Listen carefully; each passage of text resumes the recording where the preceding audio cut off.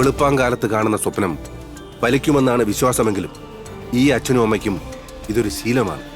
കഴിഞ്ഞ 13 വർഷത്തിനിടയിൽ ഈ സ്വപ്നം നിരവധി തവണ ഇവർ കണ്ടിട്ടുണ്ട്.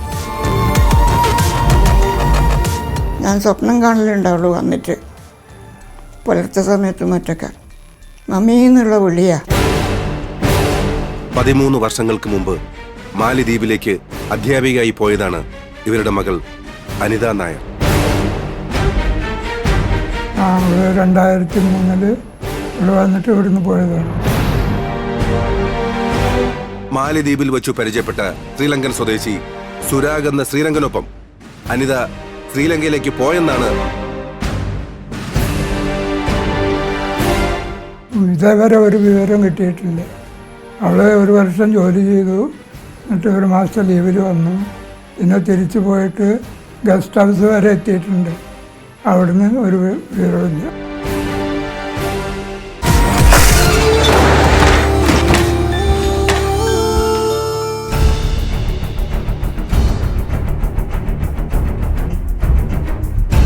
സ്വപ്നവും യാഥാർത്ഥ്യവും ഇഴപിരിക്കാനാവാത്ത ഏതെങ്കിലും ഒരു നിമിഷത്തിൽ കാണാമറയത്ത് നിൽക്കുന്ന മകൾ അനിത തിരിച്ചെത്തുമെന്ന പ്രതീക്ഷയിലാണ് പട്ടാമ്പി ഓങ്ങല്ലൂരിലെ ശ്രീ അച്യുതൻ നായരും ഭാര്യ നാരായണിയമ്മയും. ഇവരുടെ ഈ കാത്തിരിപ്പിന് 13 വർഷത്തെ നിയമ പോരാട്ടത്തിന്റെ വീര്യമുണ്ട്.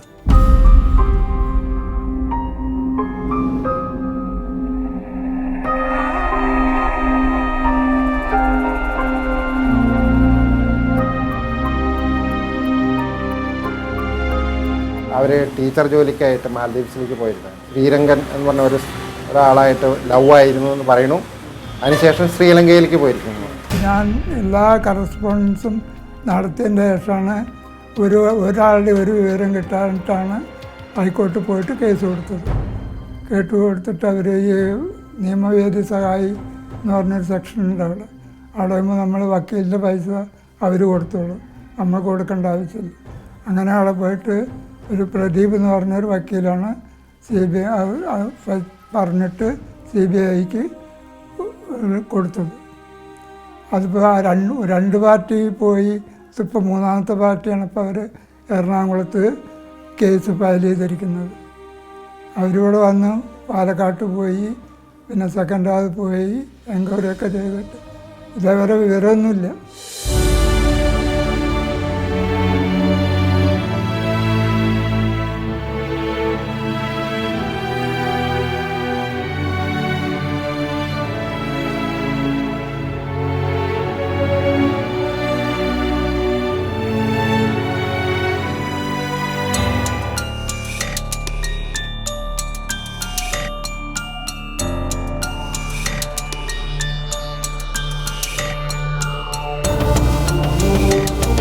കാത്തിരിപ്പ് തികച്ചും അസഹനീയമാണ്.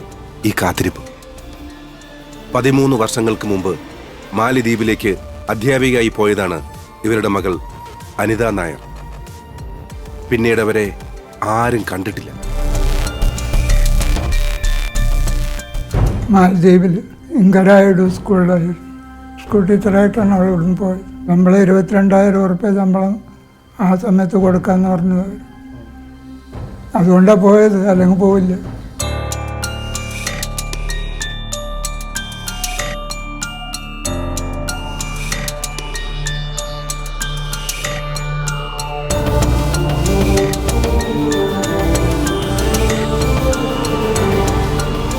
മകനെ ഭാവിയിൽ ഒരു ഡോക്ടറാക്കാൻ ഇപ്പോൾ കിട്ടുന്ന ശമ്പളം പോരെന്ന് പറഞ്ഞാണ് അനിത മാലിദ്വീപിൽ ടീച്ചർ ഉദ്യോഗം തേടി യാത്രയാവുന്നത്.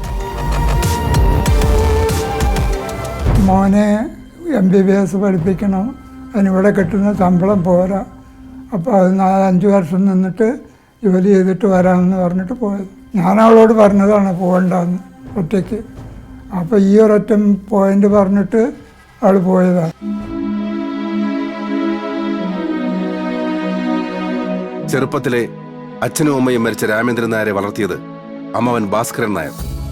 രാമേന്ദ്രൻ നായരുടെ അനാഥത്വത്തിന് അറുതിയായത് അനിത ജീവിതത്തിലേക്ക് എത്തിയ നാൾ മുതലാണ്.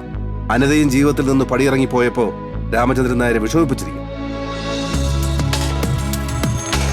മകനെക്കുറിച്ച് പോലും ഓർക്കാതെ ഇങ്ങനൊരു കത്തെഴുതി നാടുവിടാൻ രാമേന്ദ്രൻ നായരെ പ്രേരിപ്പിച്ചതും അനിതയുടെ തിരോധാനമാകാം.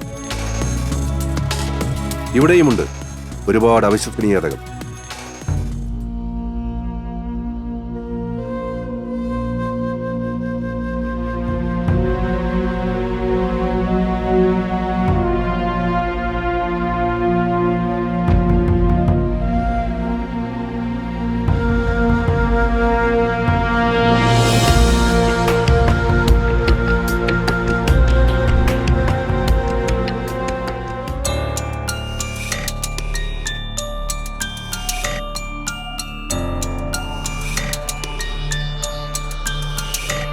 അനിതയെ കാണാനില്ലെന്ന് പറഞ്ഞ് അനിതയുടെ സഹോദരിക്ക് രാമചന്ദ്രൻ നായർ എഴുതിയ കത്തിലൂടെയാണ് ഈ തിരോധാനത്തിന്റെ വാർത്ത നാരായണിയമ്മയും അച്യുത നായരും അറിയുന്നത്.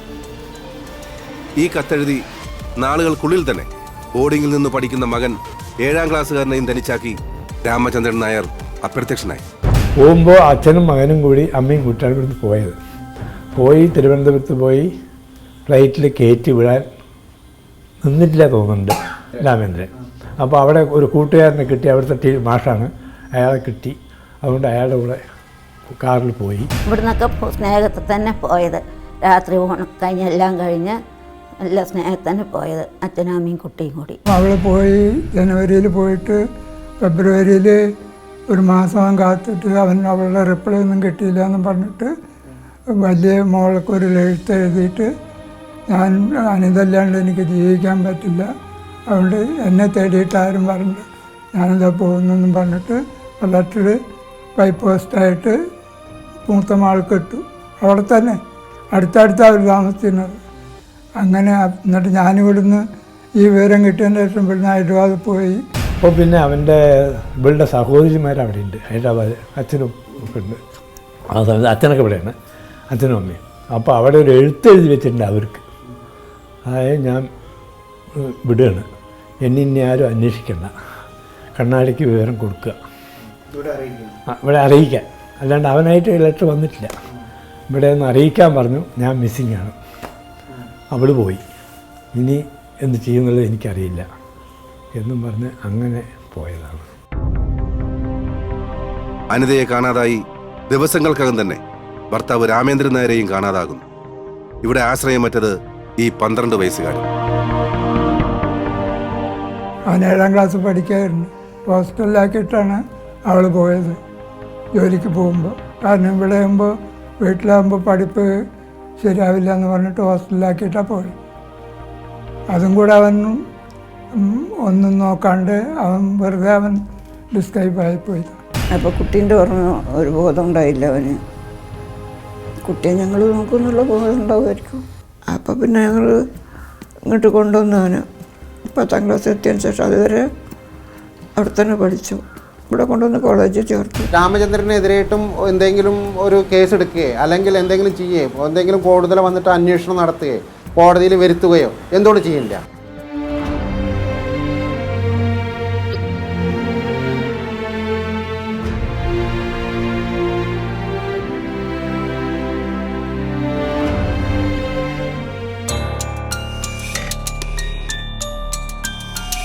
മകളെ കണ്ടെത്താൻ അച്യുത നായർക്കൊപ്പം പ്രായം പോലും വകവയ്ക്കാതെ കോടതി കയറിയിറങ്ങുന്ന ഈ അമ്മയ്ക്ക് മുമ്പിൽ അനിതയെ എത്തിക്കാൻ ഇതുവരെയും ഒരു അന്വേഷണ സംഘത്തിനുമായിട്ടില്ല. നമ്മളൊരു ഇന്ത്യൻ പൗരനായിട്ടുള്ള ഒരു സ്ത്രീനെ ഇവിടുന്ന് അങ്ങോട്ട് തട്ടിക്കൊണ്ടുപോവുകയോ കാട്ടുകൊണ്ടുപോവുകയോ ചെയ്തിട്ടുണ്ടെങ്കിൽ നമുക്ക് അതിനുള്ള നടപടി സ്വീകരിക്കാം.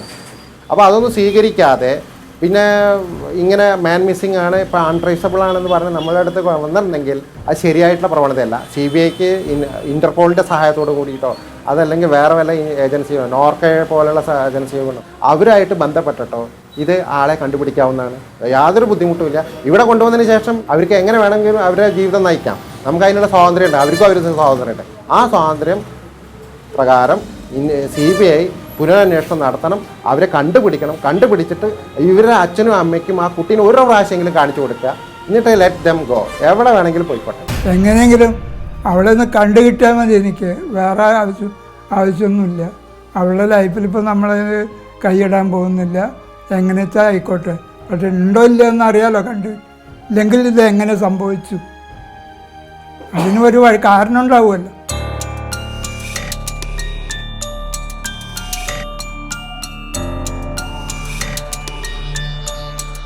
ലോക്കൽ പോലീസ്, ക്രൈംബ്രാഞ്ച് തുടങ്ങിയ കേരള പോലീസിന്റെ സകല സന്നാഹങ്ങളും അരിച്ചുപെറുക്കിയിട്ടും ഇതുവരെയും അനിതയെ കണ്ടെത്താനായിട്ടില്ല.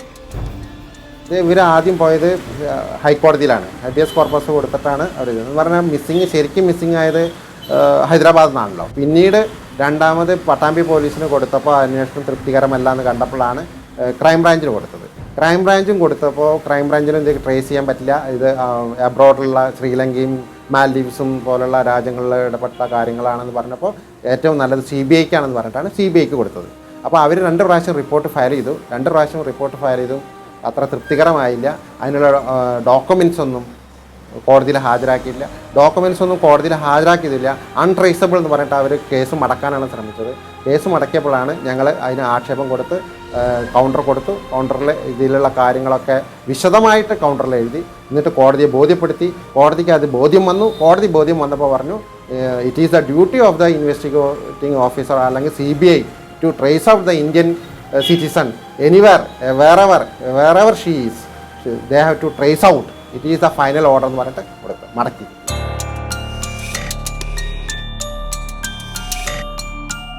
ഒൻപത് വർഷം മുമ്പ് ഹൈക്കോടതി നിർദ്ദേശപ്രകാരം CBI കേസ് ഏറ്റെടുത്തു. 3 അന്വേഷണ സംഘങ്ങൾ വിശദമായിട്ട് അന്വേഷിച്ചു. അൺട്രേസബിൾ, അൺഡിറ്റക്റ്റഡ് തുടങ്ങിയ ചില സാങ്കേതിക പദങ്ങളിൽ അവസാനിച്ചു എല്ലാ അന്വേഷണങ്ങളും. ഇതിപ്പം ടോട്ടൽ ഇപ്പം എനിക്കിത് എല്ലാം കൂടിയിട്ട് 8 വർഷത്തിന് മേലെ CBI ക്ക് ഹാൻഡ് ഓവർ ചെയ്തിട്ട് രാഷ്ട്രപതി വരയ്ക്ക് ഞാൻ കൊടുത്തത് ഇതിൻ്റെ ആപ്ലിക്കേഷൻ. അവർ ഇത്രമാത്രം തന്നു, കേസ് അന്വേഷിക്കുന്നുണ്ട് എന്ന് മാത്രം. വേറെ ഒരുത്തിന്ന് ഒരു റിപ്ലൈ നമുക്ക് കിട്ടിയിട്ടില്ല.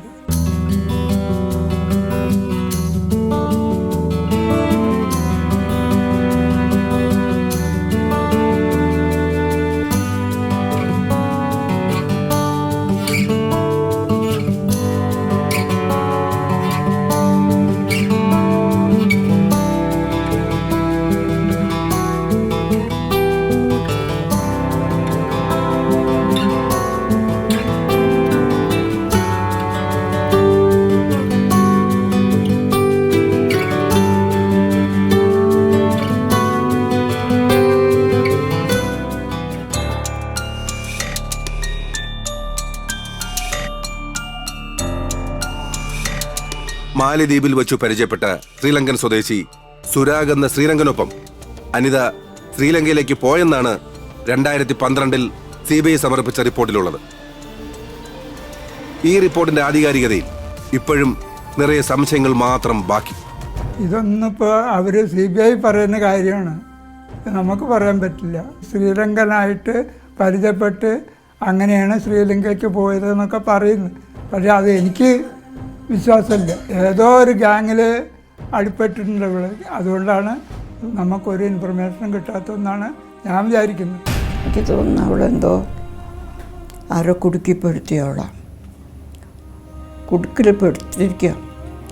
ആ കുറുപ്പ് എന്ന് പറഞ്ഞ ഒരാളുണ്ടായിരുന്നു, ആ കോഴിക്കോട്ടുകാരൻ മാഷ്.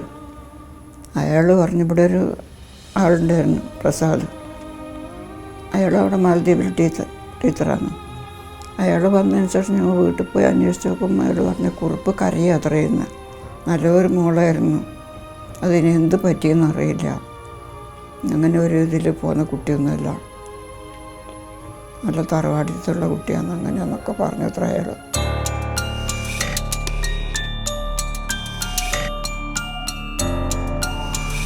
ശ്രീലങ്കനിൽ ജനിച്ച കുട്ടിയുമായി ശ്രീലങ്കയിൽ അനിത സുഖമായി കഴിയുന്നുവെന്ന് CBI റിപ്പോർട്ട് ആണയിടുമ്പോഴും അന്വേഷണ ഉദ്യോഗസ്ഥർക്ക് അനിതയെ എന്തുകൊണ്ട് കണ്ടെത്താനാകുന്നില്ല എന്നത് ഒരു ചോദ്യചിഹ്നം മാത്രമല്ല, സ്വാഭാവിക സംശയം കൂടിയാണ്. ശ്രീലങ്കയിലേക്ക് പോയതും ശ്രീലങ്കൻ എന്ന് പറഞ്ഞുള്ള ഒരാളായിട്ടുള്ള ബന്ധപ്പെട്ടതും അവരുടെ പാസ്പോർട്ടിനെ കുറിച്ചും മാൽഡീവ്സിലൊരു ഹോട്ടലിൽ ജോലി ചെയ്തിരുന്നു എന്ന് പറഞ്ഞതും മാൽഡീവ്സിലെ ഹോട്ടലിൽ CBI റിപ്പോർട്ട് ചെയ്തത് അത് നശിച്ചു പോയെന്നും എങ്ങനെയോ നഷ്ടപ്പെട്ടു എന്നും അപ്പോൾ അവിടെ ജോലിയില്ല എന്നും. പിന്നീട് ഇവർ പറയണത് ശ്രീലങ്കയിലുള്ള രംഗൻ എന്ന് പറഞ്ഞ ആളായിട്ട് കൊളംബോയിലേക്ക് താമസമുണ്ടായിരുന്നു, ആ താമസത്തിൽ ഒരു കുട്ടി ജനിച്ചിട്ടുണ്ടാകും എന്നുള്ള വിവരം വരെ എത്തിയിട്ടുണ്ട്. അപ്പോൾ ഇതെല്ലാം അവർക്ക് കിട്ടും എന്ന് വിചാരിച്ചാൽ എന്തുകൊണ്ട് ഈ ശ്രീലങ്കൻ എന്ന് പറഞ്ഞ ആളെ ഇവിടെ കോടതിയിൽ ഹാജരാക്കിക്കൂടാ? അവൻ്റെ കൂടെയാണെന്നാണ് അപ്പോൾ ഇവിടെ അവർ പറയുന്നത് ശ്രീലങ്കയിൽ. ഇന്നാൾ CBI കഴിഞ്ഞ പ്രാവശ്യം വന്നപ്പോൾ ഇവർ 2 പേരെയും കറക്റ്റ് അഡ്രസ്സ് ഇതുവരെ കിട്ടിയിട്ടില്ല. അവർ മാൽഡീവ്സിൽ ഉണ്ടാകുമ്പോൾ ഒരു ഹോട്ടൽ ജീവനക്കാരനായിരുന്നു പറയുന്നത്, CBI പറയണത് ആ ഹോട്ടലിൽ പോയി അന്വേഷിച്ചു, അന്വേഷിച്ചപ്പോൾ പിന്നീട് ചെന്നപ്പോൾ ആ ഹോട്ടലില്ല, ഹോട്ടൽ നശിച്ചു പോയി എന്നാണ് പറയണത്. അപ്പോൾ എന്നാലും ആ ശ്രീലങ്കൻ ഹൈക്കമ്മീഷൻ്റെ അടുത്ത് പോയി കഴിഞ്ഞാൽ ഈ ആൾ ആരാണെന്നുള്ളത് കണ്ടുപിടിക്കാൻ പറ്റും.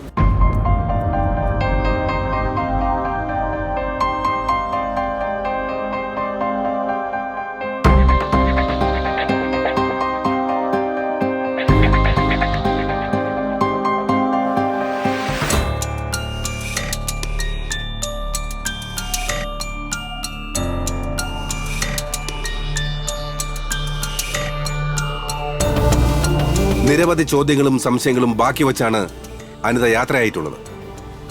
ശ്രീരംഗനുമായുള്ള ബന്ധം അനിതയെ ശ്രീലങ്കയിലെത്തിച്ചു. ശ്രീരംഗനുമായുള്ള സഹവാസം അനിതയെ ഏതെങ്കിലും ഗ്യാങ്ങിൽ എത്തിച്ചോ? ഈ ശ്രീരംഗൻ എന്ന് പറഞ്ഞാൽ അവൻ്റെ ഗ്യാങ്ങിലാണോ എന്താ എനിക്കറിയില്ല. ഇതിപ്പോൾ CBI കണ്ടുപിടിച്ച അതാണത്, അല്ലാണ്ട് വേറെ നമുക്കതിനുള്ള വേറെ ഒരു ഇതും നമ്മുടെ അടുത്തില്ല. അവൾ എന്തോ ഇതിൽ പെട്ടുപോയി എന്നാണ് അച്ഛൻ പറഞ്ഞ പോലെ തന്നെ എനിക്കും തോന്നുന്നത്. അല്ലെങ്കിൽ അവൾ ഞങ്ങളെ മറന്നിരിക്കില്ല ഒരിക്കലും. പിന്നെ അതിന് പുറമെ അവരുടെ ഭർത്താവുണ്ട് രാമചന്ദ്രൻ നായർ എന്ന് പറയുന്നത്. അവർ ഹൈദരാബാദിലായിരുന്നെന്നും ഹൈദരാബാദിലുള്ള ആ രാമചന്ദ്രൻ നായരെ കുറിച്ചോ യാതൊരു വിവരവും ഇതുവരെ ഇല്ല എന്നാണ് CBI പറയുന്നത്. എനിക്ക് ഇപ്പോഴും സംശയമില്ല, എന്നല്ല ഇല്ലേന് ഇവൻ എന്തുകൊണ്ട് നമ്മളെ കോണ്ടാക്ട് ചെയ്തു, അതൊരു ചോദ്യമുണ്ട്. അതെന്താ കാരണങ്ങൾ എനിക്കറിയാം. രാമചന്ദ്രൻ എന്ന് പറഞ്ഞ ആള് മാൻ മിസ്സിങ്ങിന് ഇതുവരെയായിട്ടും കംപ്ലൈൻറ്റ് ചെയ്തിട്ടില്ല. ഒരു ഭർത്താവ് എന്ന നിലയ്ക്ക് ആദ്യം ഭാര്യ പോയിട്ടുണ്ടെങ്കിൽ മാൻ മിസ്സിങ്ങിനുള്ള കംപ്ലൈൻറ്റ് ചെയ്തിട്ടില്ല. ഭർത്താവിനെ പിടികിട്ടിയാലും കുറേയൊക്കെ നമുക്ക് എന്തെങ്കിലും അറിയാൻ സാധിച്ചെങ്കിൽ അവനെ പിടിക്കാൻ പറഞ്ഞിട്ട് ഇതുവരെ അവർ പിടിച്ചിട്ടില്ല. ഇത് സത്യസന്ധമായിട്ടുള്ളൊരു അന്വേഷണം നടത്തിയിട്ടില്ല. സത്യസന്ധമായിട്ടുള്ള അന്വേഷണം എന്ന് പറഞ്ഞാൽ ഈ നമ്മുടെ CBIയുടെ ഓഫീസർമാർ ആ സ്ഥലത്ത് പോയിട്ട് അന്വേഷിച്ചിട്ടില്ല. എല്ലാം കറസ്പോണ്ടൻസ് ആണ്. ഇതിലിപ്പോൾ എനിക്കതല്ലേ ഇവിടുന്ന് പോയതിൻ്റെ ശേഷം ഒരു കോളാവട്ടെ അല്ലെങ്കിൽ ഒരു ലെറ്റർ ആവട്ടെ നമുക്ക് ഒരു ഇൻഫർമേഷൻ ഇത്രയൊക്കെ ചെയ്തിട്ടും നമുക്ക് കിട്ടിയിട്ടില്ല. അതുകൊണ്ടാണ് ഞാൻ പറയുന്നത് ഇത് അവൾക്ക് കംപ്ലീറ്റ് ഗ്യാങ് പെട്ടിട്ടുണ്ടെന്നാണ് ഞാൻ വിശ്വസിക്കുന്നത്.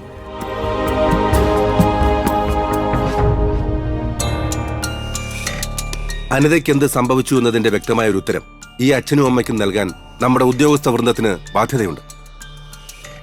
ഈ ബാധ്യതകൾ നിറവേറ്റപ്പെടുമ്പോഴാണ് ജനാധിപത്യത്തിന് അർത്ഥവ്യാപ്തി ഉണ്ടാകുന്നത്. സർക്കാരിനോട് എന്താ പറയുന്നത് തന്നെ, എനിക്ക് അവളെ ഒന്ന് കണ്ടു കിട്ടിയാൽ മതി, അത്രേ എനിക്ക് ആവശ്യമുള്ളൂ. അവളുടെ ലൈഫിലേക്ക് ഇപ്പോൾ നമ്മളിനി എന്ത് തന്നെ ആയാലും അല്ല നമ്മുടെ കൂടെ വന്ന് താമസിക്കാനുള്ള സാഹചര്യം ഉണ്ടെങ്കിൽ അങ്ങനെയാവാം. അല്ലെങ്കിൽ അവളുടെ ലൈഫിൽ നമ്മൾ ഇടപെടുന്നില്ല. എനിക്കൊന്ന് കണ്ടാൽ മതി, എന്നാലേ നമുക്ക് ജീവനോട് ഉണ്ടോ ഇല്ലെന്ന് സ്ഥിരീകരിക്കാൻ പറ്റും.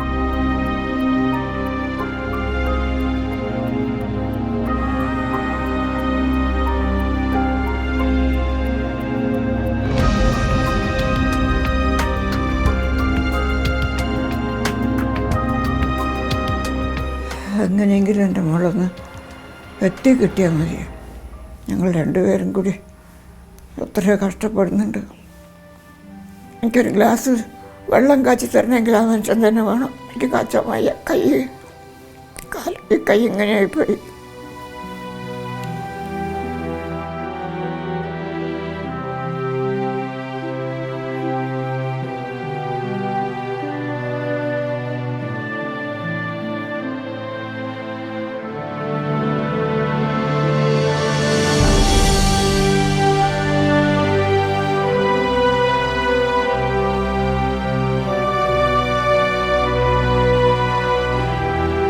നോക്കാൻ ആരുമില്ലാത്തതുകൊണ്ട് ഗുരുവായൂരപ്പനോട് സദായപ്പോഴും പ്രാർത്ഥിച്ചിട്ടാണ് കിടക്കലും കൂടി ഉറക്കത്തിലും കൂടി ഗുരുവായൂരപ്പനൊന്ന് ചിന്തിച്ചിട്ട് അല്ല കുട്ടിയെ വേഗം എത്തിച്ചേരണമെന്ന് പറഞ്ഞിട്ട് കിടക്കും.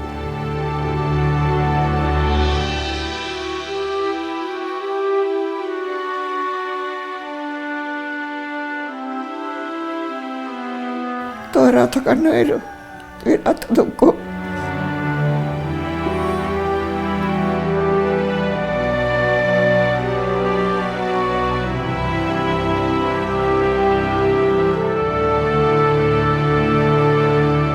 അനിതയുടെ മുഖത്ത് കാലം വരച്ചിട്ട ജരാനരകളെല്ലാം ഒരുപാട് മാറ്റങ്ങൾ ഉണ്ടാക്കിയിട്ടുണ്ടെങ്കിലും 13 വർഷം മുമ്പ് പടിയിറങ്ങിപ്പോയ 37-കാരിയായ മകളെ കാത്തിരിക്കുകയാണ് ഈ അച്ഛനും അമ്മയും. ഇവരുടെ കാത്തിരിപ്പിന് അറുതിയുണ്ടാവട്ടെ.